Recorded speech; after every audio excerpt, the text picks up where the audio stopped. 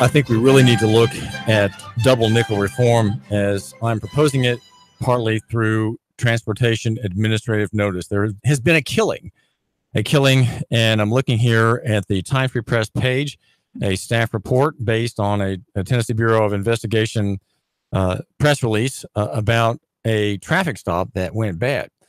Now, many killings of civilians occur in traffic. I think of Philando Castile, who was effectively executed by an officer who was acquitted.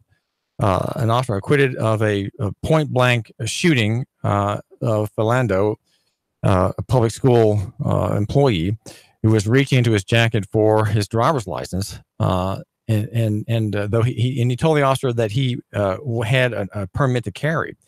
So here the officer had that information, saw the man getting his driver's license in his jacket pocket, which is where I keep my billfold, by the way, and gunned him down.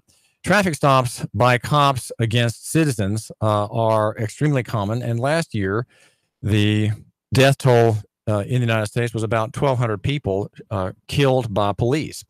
You have much more chance being killed by a police officer, a city employee here in Chattanooga, than you do in a terrorist event. The terrorist threat, of course, that justifies out of Washington in New York, the police state that we have, the surveillance and police state that is there to keep us secure, as we are supposed to believe. And we are concerned, and I want you to be concerned enough to think that, well, there's something that we can be doing here in Chattanooga to lead the way across the country in a reform under the traffic law. The traffic law is narrower than is pretended by the police. Now, the story is everything I'm getting here is from the Time Free Press.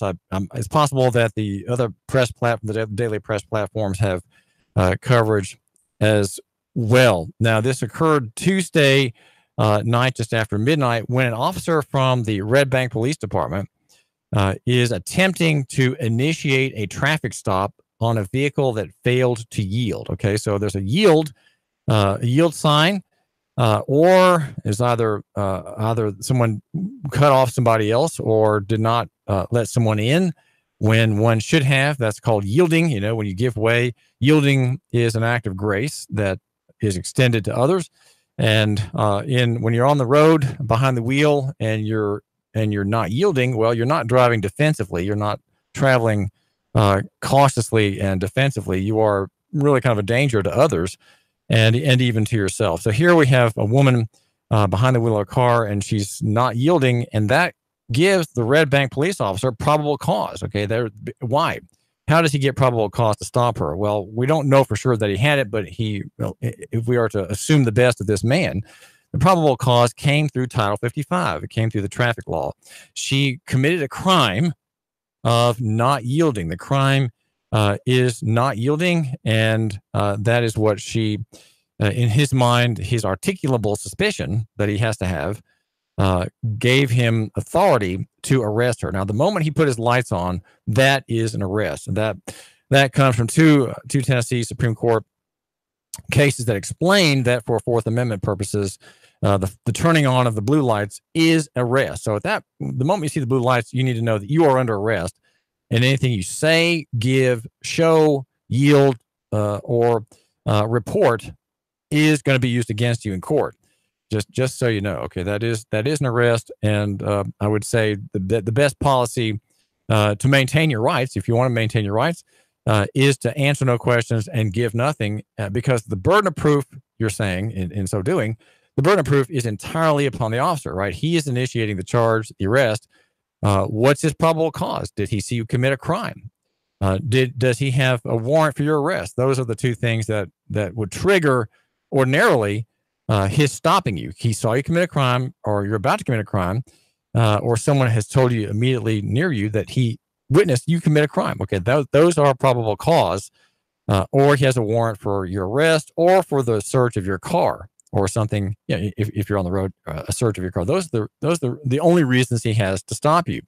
However, because this transportation law, overly widely used, reduces the threshold for probable cause, he now can say, well, you didn't yield and you are you are a criminal, and I'm going to accuse you, and I'm going to arrest you and charge you as a criminal because you did not yield in some fashion according to the rules of the road under Title 55, which are controlling, right? They control. So the car failed to yield, according to a TBI press release. The pursuit ended, and law enforcement. A pursuit ensued. The story says, and law enforcement from Saudi Daisy Police Department and the Sheriff's Office joined the Red Bank heroes. Okay, the vehicle fled from the officers into a private drive on Burchard Road in Saudi Daisy, and led pursuing officers into a wooded area. The vehicle, the story says, struck a Red Bank officer trying to catch the subjects. The officer fired his weapon and hit the female driver and the male passenger. Now, male passenger and female driver, these are commercial terms. The word driver, it refers to a person who is involved in a commercial activity. That's the driver and operator. Those are people involved in commerce. Okay, so the presumption in the story is that this is a commercial activity. Passenger, also, you're a passenger when you pay to be carried, say, by a bus or a taxi cab from one place to another. That's a passenger. That's a statutory word in Title 55. So we have a Title 55 arrest and stop. Okay. Now again, think about this. We have people who are running from the cops, right? We have people running from the cops under transportation. Somehow, people thinking they're involved in transportation. The cops think that they're involved in transportation. You violated a traffic rule, and because you're running away, well, by George, we are going to go after you under Title 55. Both subjects were taken to Medical Erlanger Center. The woman died. Okay, she perishes because she apparently used her car, aka motor vehicle. Again, a car, when used in commerce as a carrier, is a motor vehicle. That's what the whole tag registration system is about. To convert cars as personal property into conveyances in commerce in Title 55. That's the registration statute, initially created to allow stolen cars to be found. That was initially why it was set up, so that cars could not be chopped up. And the VIN, now we have VINs on all the major parts, the vehicle identification number. That number is used to prevent chop shops and the sale of stolen and disassembled cars. That's why it exists. But it serves practically, here on the David Tula Show, you'll need to know, brought to you by Nuganomics.com, it serves practically the interests of commercial government.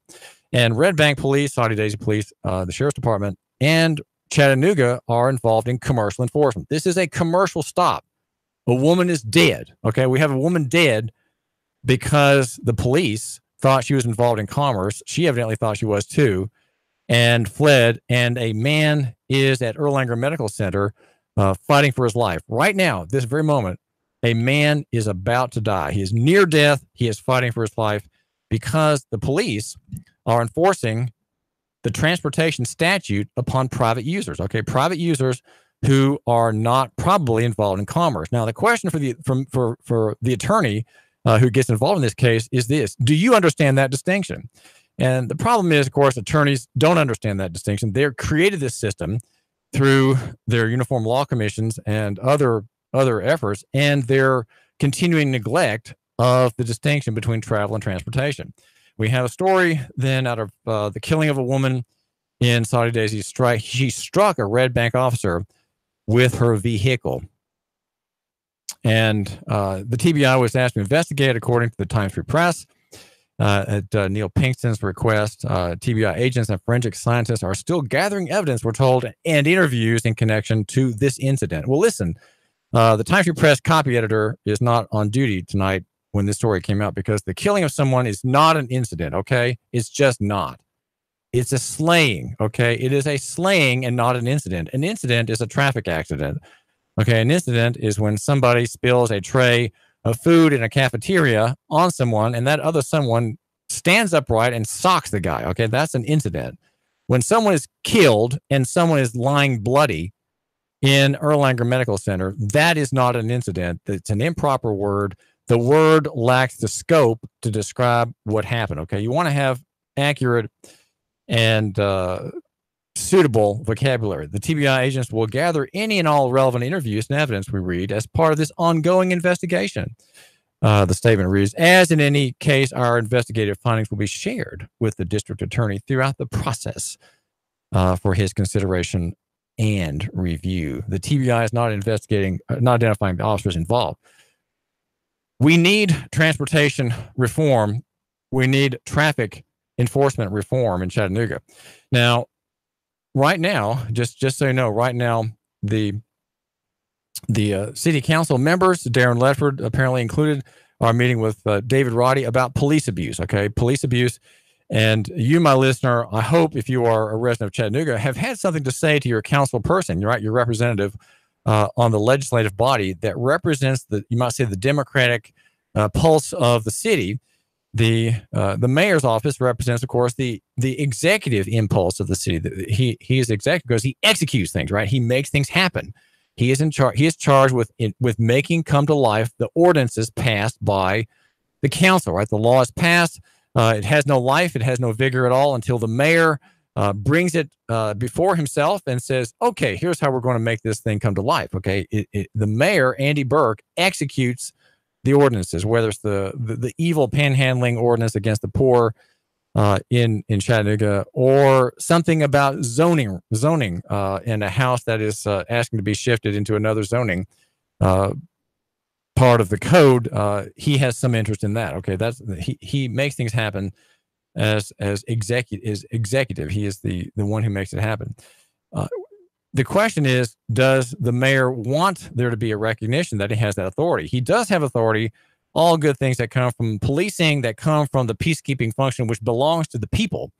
The police power belongs to the legislative branch, according to the Tennessee, the study on police power in Tennessee jurisprudence. It belongs to the legislative branch and is exercised by the executive branch. So that's what we have here.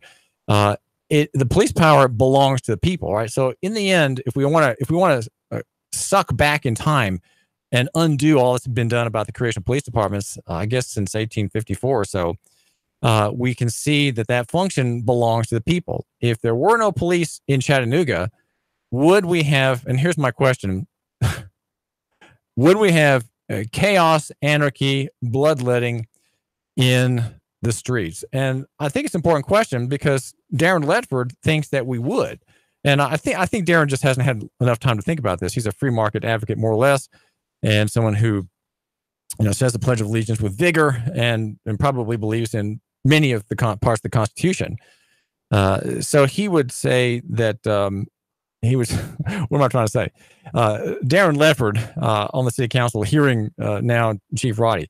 The question is of abuse. We have three abuses in view now, aside from the abuse of panhandlers in Chattanooga. We have the Avery Gray daughter arrest, abusive, June 25, with questionable circumstances of the arresting officer who may have a connection with the repo man who engaged by M&R Motors, a very crowded lot in Ringgold, serving the down and out crowd $500,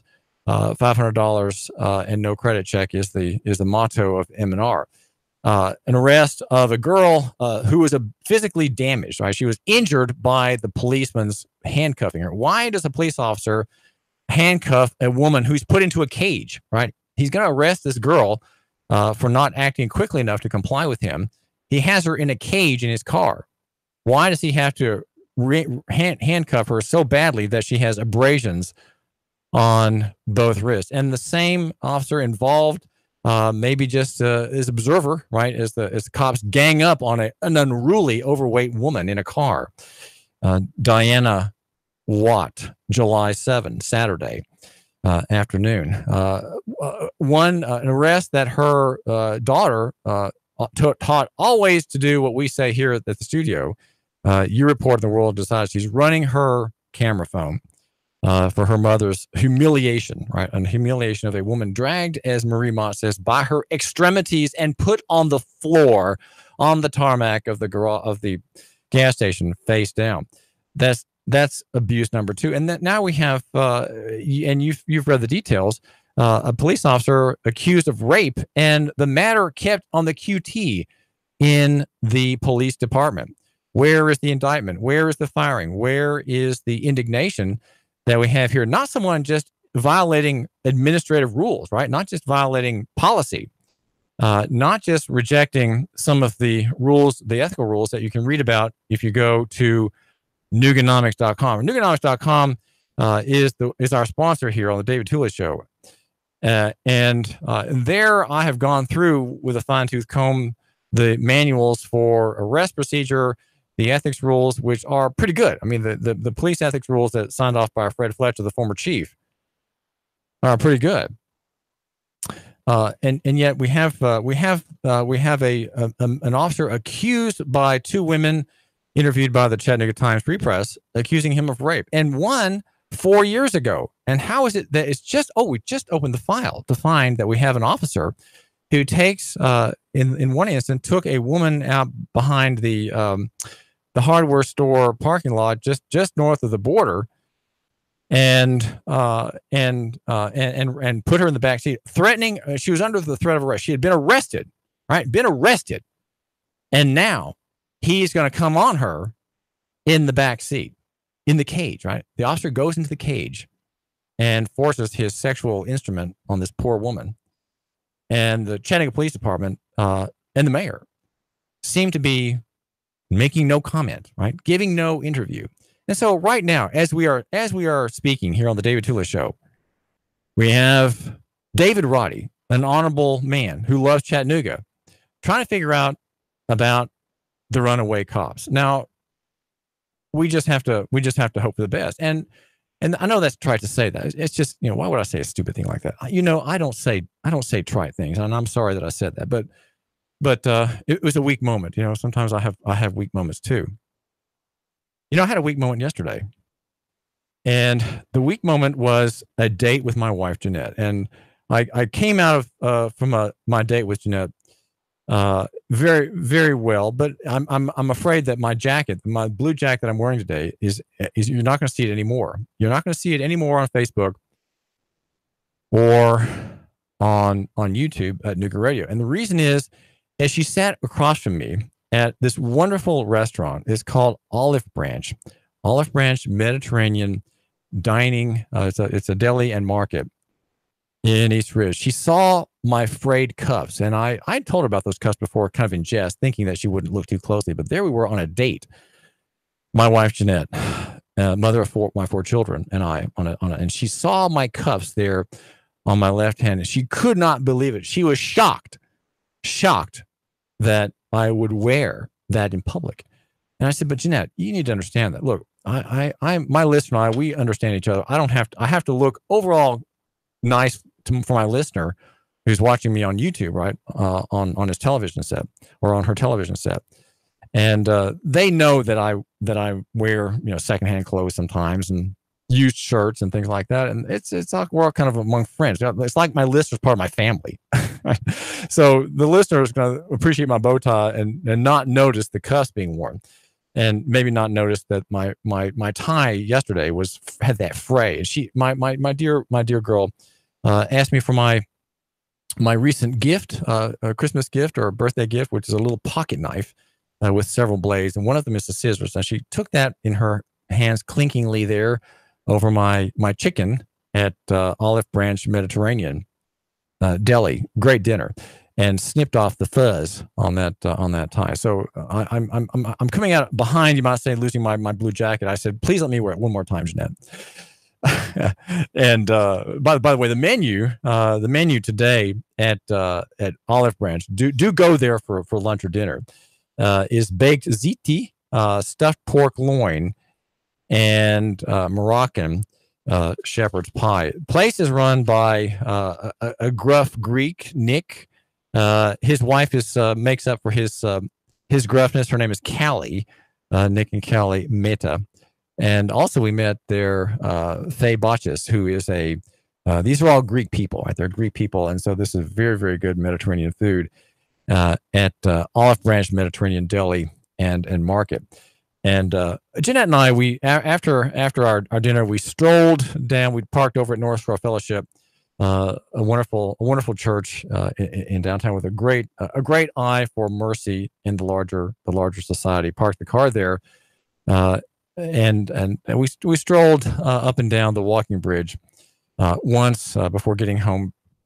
We had kind of a deadline to get home and make a quick stop at a store for some medication for my aged mother, the Toulis matriarch. So this is David Toulis, 97 FM and 95 US on HD4. What about the homeless? It's interesting how the community kitchen is working on a master plan. And it touches on housing. Now, we're going to talk about the bottom of the housing market. How is that created? Are there barriers to the creation of that market? Do we have to have new houses and new structures for the bottom of that market? David Toulis. 3, 2, 1. Chattanooga Radio.